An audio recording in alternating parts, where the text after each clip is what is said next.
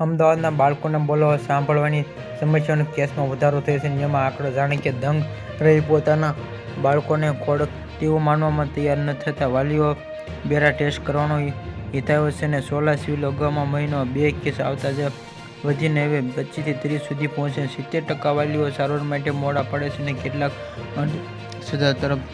અમદાવાદમાં આ હવે ટોપિક વરસાદના આફતના બની નાના બાળકોને બોલવા સાંભળતા તકલીફ 70% કેસો સામે આવ્યો છે. અને આ બોલવા સાંભળવાના કેસો તાત્કાલિક બેરા ટેસ્ટમાં હિતાવેનમાં કેસો સામે આવતા આ વાલીઓને પોતાના સંતાન ખોડ શક્ય આ માટે તે માટે કારણ કે 2 મીટર જલ્દી નિદાન કરી શકતો અને રિકવર અને સાયન્સની ઘટી કિસ્સામાં કોલકાતા ઇન્જેક્શન અને પ્રતિ આ સોલા સિવિલ હોસ્પિટલમાં ઇન વિભાગમાં વડાના કહેવા પ્રમાણે છેલ્લા પ્રશાંત ભક્તિ જન્મના બેરા બોલવામાં તકલીફ અને કિસ્સામાં વધી જતા સોલા સિવિલ જ્યારે 25 થી 30 જેટલા કેસમાં ઓપીડી સારવાર માટે આવતા હોવાથી તબીબોનું કહેવામાં કેટલાક તાવીજ